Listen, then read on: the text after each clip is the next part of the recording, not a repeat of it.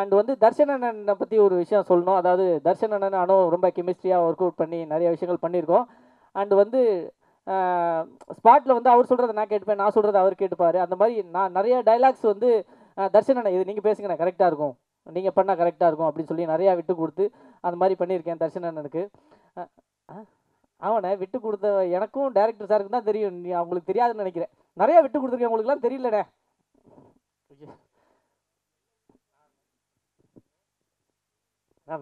Check அதானே இல்லைண்ணே, விட்டு கொடுத்தேன்னு தான் சொல்றேன். டேரக்டர் சார் சொல்லுங்க சார், விட்டு கொடுத்துருக்கா இல்லையா? இல்லை நீங்களே சொல்லுங்க, விட்டு கொடுத்தாங்க. அது எப்படிங்க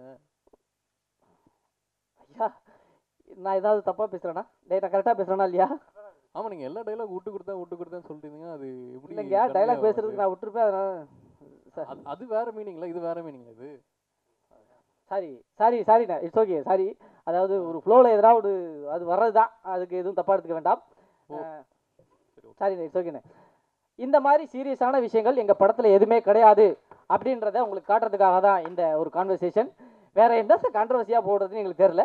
நீங்கள் டேக்லைன் ஃபிக்ஸ் பண்ணிக்கங்க, தர்ஷனுக்கும் தீனாவுக்கும் மோதலா அப்படின்னு நீங்கள் போட்டுக்கலாம்.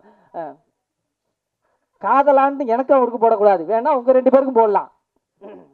ஐயோ, வேற என்ன? டிம்பிள் கிங் தர்ஷன் இன்னைக்கு வந்து அவருடைய ரசிகர் மன்றம் இந்த ஸ்டேஜில் லான்ச் ஆக போகுது. அதுக்காக பெண்களின் கனவு நாயகன் சொல்லு பெண்களின் கனவு கண்ணன் சொன்னோடனே கரெக்டாக வந்தார் பார்த்தீங்களா? அப்போ இவர் தான்.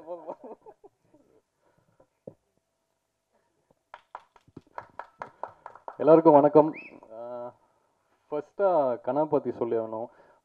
கனாக்கு நீங்கள் கொடுத்த சப்போர்ட் எல்லாத்துக்குமே ரொம்ப தேங்க்ஸ். ஏன்னா கனா மூலிமா எனக்கு இவ்வளோ பெரிய ரீச் கிடச்சிது. ஸோ உங்களுக்கு ஒரு பெரிய தேங்க்ஸ் அது. அண்ட் இன்னொரு பெரிய தேங்க்ஸ் சொல்லணுன்னா அருண்ராஜன் எனக்கு சொல்லணும்.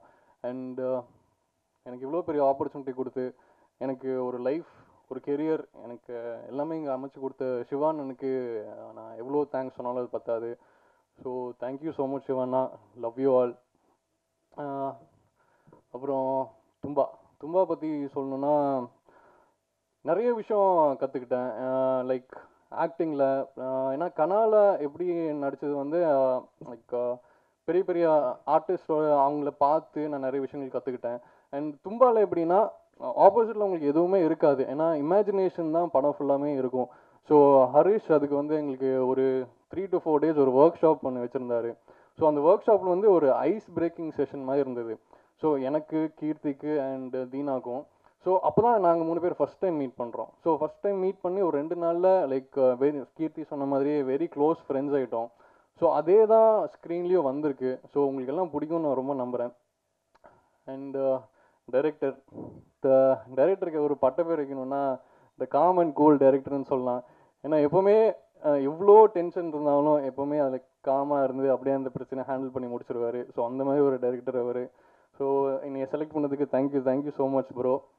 அண்ட் படத்தில் அந்த technical team, DOP sir and Vinay bro, so எல்லாத்துக்குமே ரொம்ப thanks. And Raghav, Prabha, thank you so much. ஏன்னா இவங்க 2 பேர் தான் எனக்கு இந்த டைலாக் டெலிவரி, ஸோ எங்கள் 3 பேத்துக்குள்ள இருக்க டைலாக்ஸ், அந்த கெமிஸ்ட்ரிக்கு இவங்க தான் ஒரு பெரிய ஹெல்ப்பாக இருந்தாங்க. அண்ட் என்ன சொல்றது, கீர்த்தி, தேங்க்யூ ஸோ மச். நீங்கள் ரொம்ப எமோஷ்னலாக பேசிட்டீங்க இன்னைக்கு.